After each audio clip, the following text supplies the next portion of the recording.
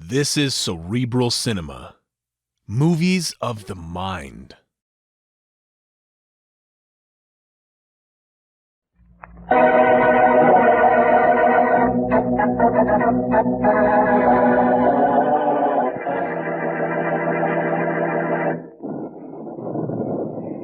The weatherman was right, Martin. Yeah. Rain, thunder, and lightning. Oh, what an awful day. I know the old saying, Hester. Yes. Into each life a little rain must fall. And this may help us. Martin, how are we going to do it?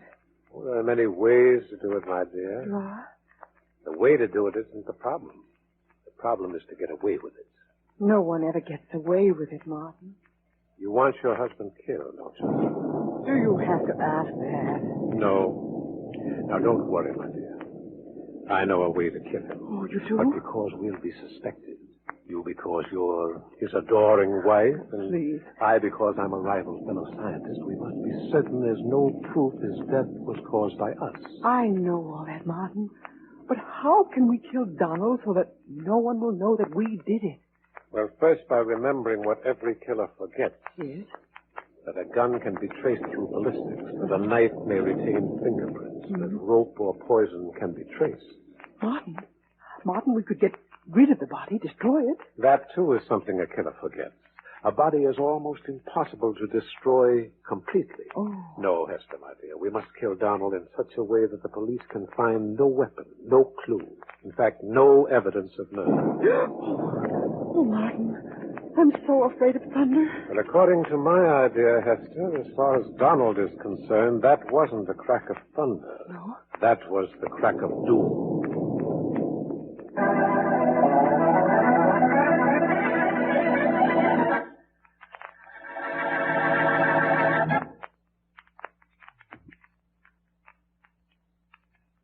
And now on to Dick Calmer as Boston Blackie. Enemy to those who make him an enemy. Friend to those who have no friend.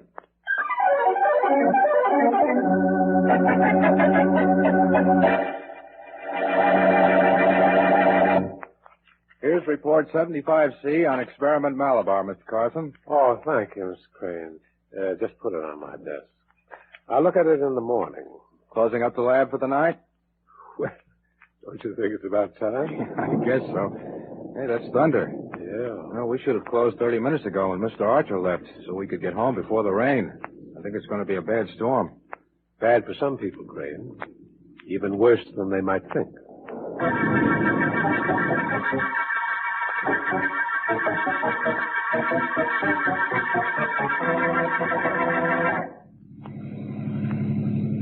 We'd better get as far out in the country as we can before the storm breaks, Martin. It's getting worse every minute. Well, the worse it is, the better. Oh. Look at the back, Hester, and see if Donald is still unconscious. Oh, all right. He should be after that crack on the head he got from you. Yes, Martin. He's still out. Excellent. Now, before the rain gets so heavy that it turns the countryside into mud, we have to find an open field, a little off the highway, like that one there. Oh, yes. Yes, I think we'll leave Donald right there. Good. The quicker we get rid of him, the better. All right, we'll have to work fast now, Hester. All right. Oh, Martin, are you sure that Donald will be killed? That was your answer right there. But what if it won't work? It can't miss. I brought something along to make certain it wouldn't miss. Oh. Well, I'll carry Donald into the field. You bring along that little package. All right, I will. All right. Come on now. Yes, I We'll will. take Donald into the field. Let me help you here. We'll leave him there. Yeah. Then we'll come back for a moment after the storm passes over. And Donald passes away.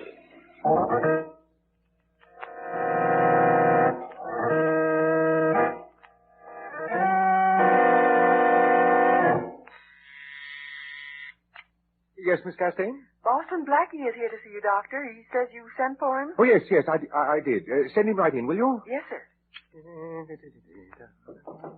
Come in. Hello, Dr. Wolfen. Oh, Blackie, come in. Thank you. Sit down, won't you? Thanks again. Now then, I'll come right to the point, Blackie. All right. I've called you in because a patient of mine, Donald Archer, has been killed in a most unusual way. Really? Yes, it looks as if it were an accident, but I can't believe it. I'm listening, Doctor. Well, I had to call the police because I have no proof it wasn't an accident. Nothing to go on but a vague feeling that Donald Archer was the victim of foul play. How was he killed? By lightning. Lightning. He was found in a meadow about 10 miles outside of town. Under a tree? No, Blackie. His body was a good 50 feet from the nearest tree, and the tree was untouched. It's odd. Isn't it? Lightning generally hits the highest object in the territory it strikes. That's right. Are you sure, Wilson, that Archer was actually killed by lightning? Oh, yes. As his doctor, I was called when they found the body. As his doctor, what had you been treating him for? Oh, only for little things like broken arm once, sinus, given him allergy tests, and twice he's come down with rather a severe cold. But this time he came down with a case of lightning that proved fatal. It's a case of murder by lightning, Blackie, if you can believe such a thing. Well, I've never heard of it, but I'll look into the matter. Good. And if Donald Archer was murdered by lightning, I'll see that the killer also gets a shock.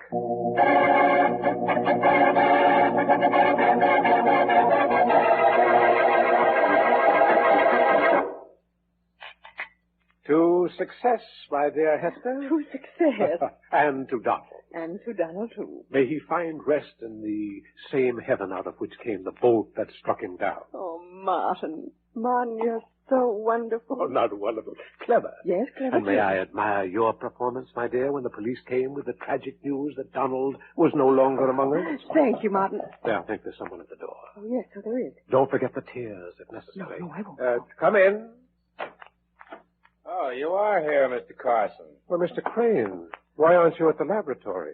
That experiment Mr. Archer and I are working on needs constant attention. I've got a little business with you and Mrs. Archer. I'll have to ask you to leave, Mr. Crane. As you know, my husband was killed by lightning during the storm last night. Yeah, I know that, Mrs. Archer. And there's a lightning rod missing from the laboratory. What? I can put two and two together. Oh, Hester, I think we should invite Mr. Crane to sit down, in spite of the way you feel. yes, Mr. Crane, do sit down.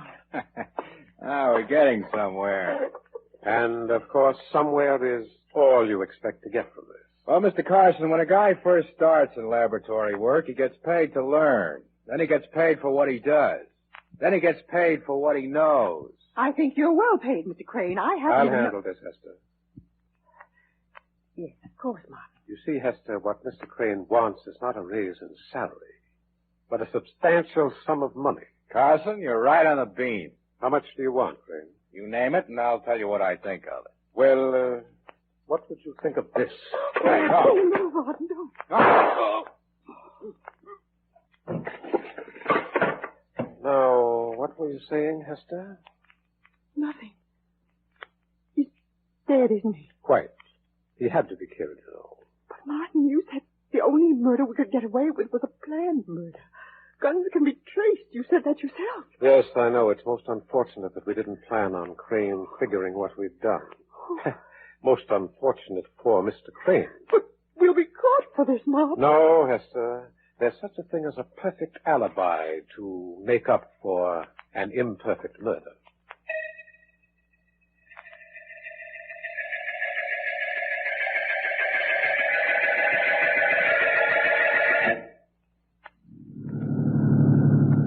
It's a nice, clear night, but that sure was some storm yesterday, wasn't it, Sergeant Matthews? Yeah, I'll say it was.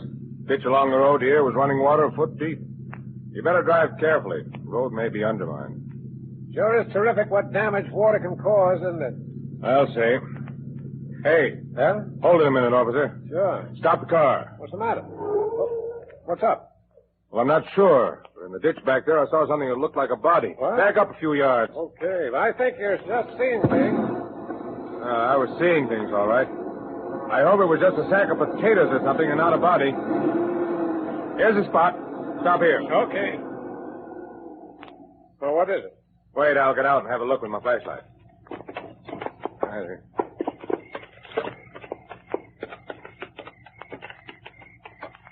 Hey, Sergeant, you're right. Yeah, There's a guy lying in the ditch. he was a guy, though somebody made a corpse out of him with a few bullets. Radio headquarters, tell Inspector Faraday we've got a dead body and he's got another headache.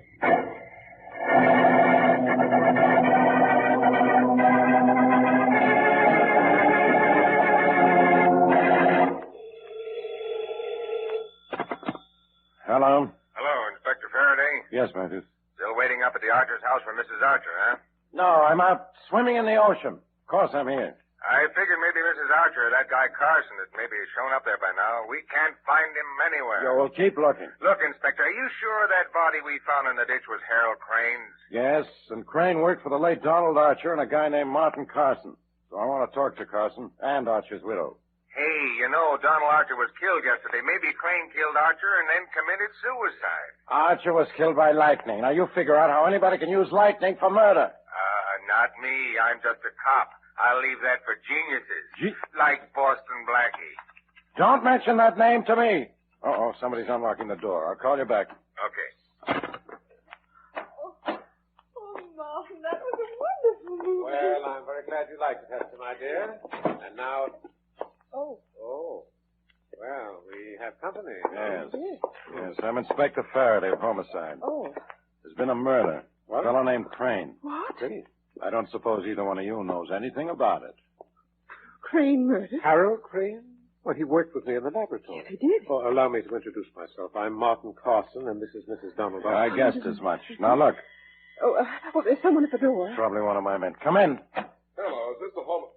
Oh, hello, Faraday. Oh, no. Blackie. Hello, everybody.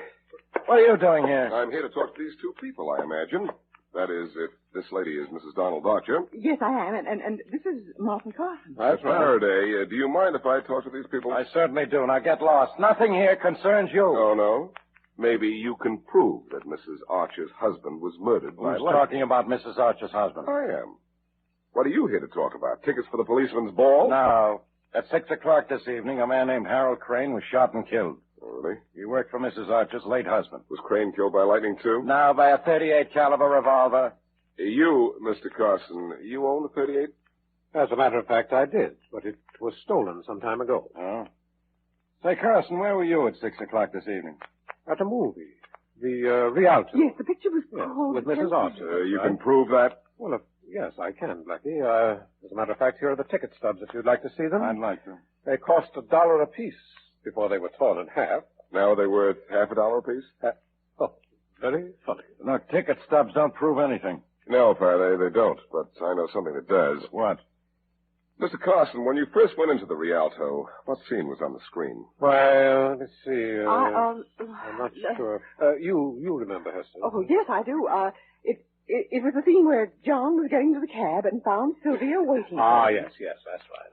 What time did you get into the Rialto, Mr. Carson? Huh? Oh, it was about 10 to 6, I think. I'm not exactly sure. Knowing what scene you came in on is enough to check the time you got into the movie, Carson. Come on, Faraday. It's too late to get out of the Rialto now, but we'll check tomorrow. All right. Carson, don't leave town until I tell you it's all right. Well, of course not. Same goes for you, Mrs. Archer. Very well, Inspector. Blackie, it's okay for you to leave town anytime you like. Come on, Faraday.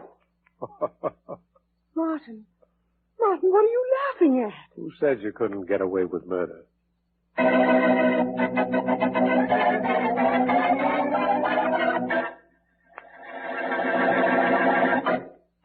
And now, back to Boston Blackie.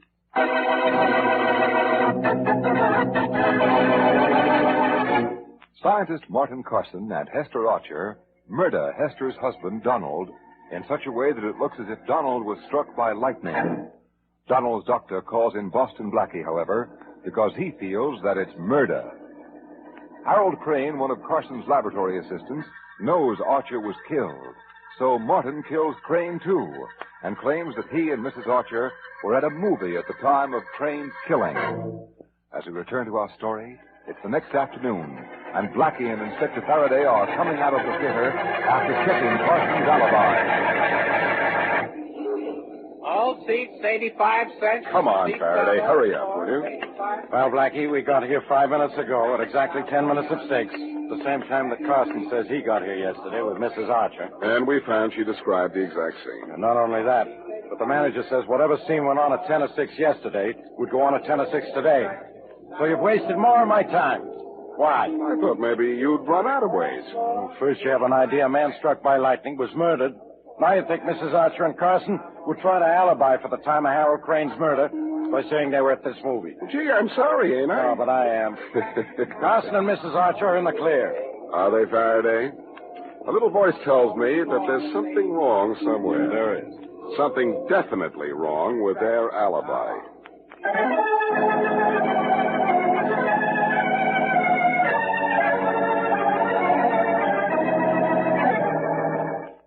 I'd hoped to have some news for you by this time, Dr. Wilson, but all I can tell you is that there's been another killing. Yes, I know, Blackie. I heard it on the radio. The man was connected with Mr. Archer. Yes. He was Archer's assistant. That's right. Harold Crane. I knew the man. He's worked for Carson and Archer for several years. They trusted him with the secrets of their experiments. Carson and Archer were working on something important? Well, something commercial, anyway. They were trying for something that promised a lot of money. And getting close, too, huh? Archer seemed to think so the last time I talked to him. Well, here's my theory, Dr. Wilson. Yes? If you're right in thinking Archer was murdered, Carson and Archer's wife murdered him, then killed Crane because he knew too much. That's usually the case when one murder follows another. Yes, but there are a couple of unusual angles about this case. There are? First of all, Crane was killed at 6 o'clock. Yet at 10 minutes of 6, many miles away, Carson and Mrs. Archer were in a movie. Can that be proved? Yes. I've just come from the theater, but... Wait a minute. Is that her?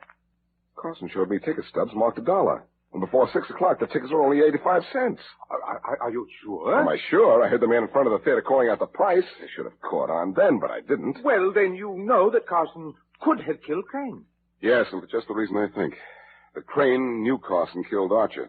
Now I have the same feeling you do, that Archer was murdered. By Carson, by his wife, or both? Maybe both. That doesn't matter right now. What matters is... What's the matter? Look, you said you treated Archer for a broken arm. Yes. How did he get it? Auto accident. Uh-huh. You also said he had an allergy. What was he allergic to? Grass. And believe it or not, Blackie, Archer had such a strong allergy to grass that he had to give up golf. And he shot in the high 70s, too. An allergy to grass, huh? Yes. If he so much as looked at it, Blackie, he sneezed for hours. He had an allergy to grass, and yet he was found in the middle of a meadow. That's right. Well, that does it.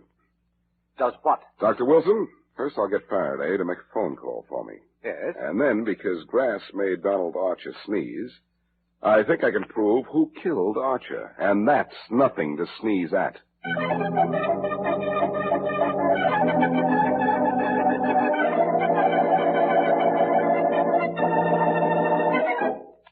Martin, I can't stand it in this house of mine another minute.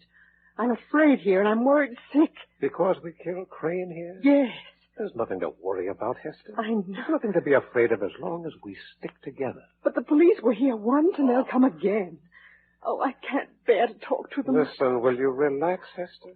Now, listen, our alibi in Crane's death can't be upset. Well, And your husband's death looks thoroughly accidental. I know it Now, doesn't. we must stick to our story, and then we're all right.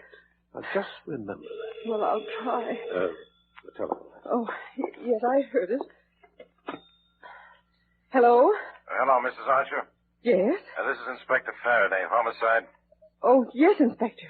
I'd like to speak to you here in my office about something. Oh? Could you come down right away? Why, yes, I suppose so. Just a minute, please. All right. Martin, it's Inspector Faraday. Oh? He wants me in his office. What'll I do?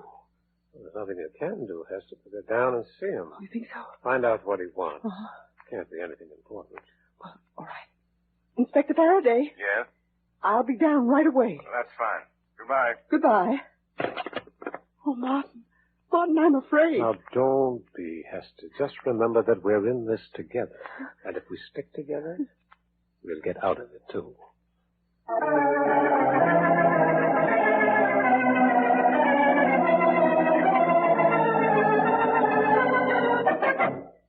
Mrs. Archer, I've asked you to come down here to my office alone because I want to ask you a few questions in private. I understand, Inspector Faraday, but I really don't know what to say without Mr. Carson with me. You see, he's more than a friend. He's my advisor. Well, all I want from you is the truth, Mrs. Archer. Now, I'm sure... Excuse me. Surely. Faraday, homicide. Inspector, I'm calling you in regard to the Donald Archer case. Yeah? Yes, and the unfortunate killing of young Crane. You don't say.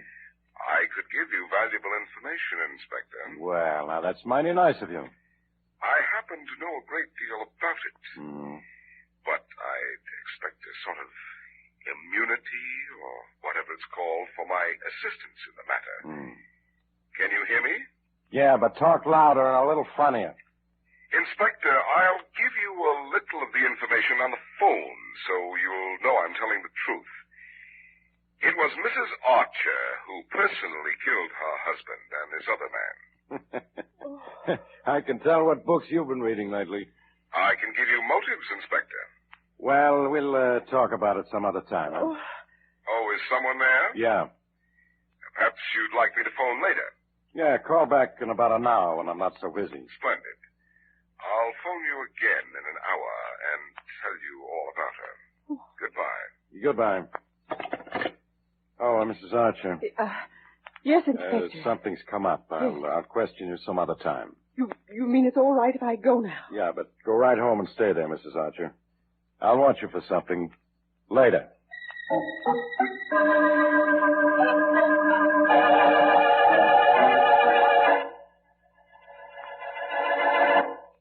You're a heel, Hester! You're Oh, stop it, will you? And you're a sneak. Hester, will you get hold of yourself? Now, you're out of your mind if you think that I made that call to Inspector Faraday. You made it all right, No, I didn't. I heard every word you said. I recognized your voice. It while I was wasn't sitting mine. there. You said you'd call him back in an hour. Well, why don't you call him? Because I didn't call him in the first place. Oh, yes, you did. You wanted out. You turned against me to save yourself. Hester, will you don't be a fool. Why should I turn you in? I don't know. Well, why should I have to save myself? Now, listen. We're not suspected. Oh, I think we are. Lightning killed Donald. Lightning. And we can prove that we were at the movies when we killed Harold Crane. There's been a slip-up somewhere, and you know it. Oh, for heaven's Oh, you want to get rid of me and get my share of the money from Donald's experiments. And you've turned moron or maniac or both. I can't. It was my idea to tie the lightning rod to Donald, wasn't it? But what if it Didn't I plan his murder for you? And you planned it for yourself, too. For me? Oh. Because the experiment was over, and you knew it would mean a fortune to you with Donald out of the way. Not with you alive, Hester. His share goes to you. That's why I know you want me out of the way. Oh, that's ridiculous. Well, I'm going to put you out of the way first. Hester, where'd you get that gun? It's your gun. What? The gun you used to kill Harold Crane. You told me to throw it away, but I saved it. Oh. I saved it for a time like this. Now put it down. You will go to jail for murder if you do this. I'm not going to go anywhere, because after I kill you, I'm going to kill myself. Well, maybe you'll go first, Hester, because you don't have my only gun. Oh, go ahead. Shoot. If you think you're fast enough, there. You don't aim very well, Hester. All right, folks. You drop those guns. Oh. My next shot will break more than this Oh, window. Inspector Faraday. Police, I won't drop my gun. No. I think I dropped it for you, Carson. All right, Mrs. Archer, drop yours. All right, I dropped it. Well, I suppose you heard everything we said, Inspector. Turn two murderers against each other, and they say everything you want to hear. Come on in, Blackie. Okay, Faraday. Hurry up. Hello, everybody.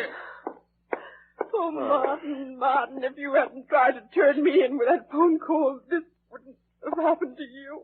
I didn't make any phone call. He's telling the truth, Mrs. Archer. What? I made that call to Faraday while you were in his office. Oh, You did? I knew you two killed Crane, but I had to prove it. how did you know we weren't at the movies when Mr. Crane was killed? It's very simple, Mrs. Archer. Oh, Crane was killed at 6. You claim you were in the movies before 6. Well? Yet Carson here showed me ticket stubs marked $1. Yeah, you What? forgot the prices change at 6. But you were clever enough to see the picture through and figure what scene would be on the screen 10 minutes before 6. Come on. Well, now, Hester. Now who's the fool? Martin. Well, they'd never have known about Donald and Harold Crane if you hadn't told them everything just now. Don't fool yourself, Martin. I guess Donald was murdered when I found out he had an allergy to grass. Oh, You forgot he couldn't stand grass, didn't you, Mrs. Archer? Donald couldn't even go near it. Well, he's not only near it now, he's 6 feet under it. Thanks to us. Yes, Martin. But you two are on the way to the chair. Because a flash of lightning in a rainstorm gave you a brainstorm.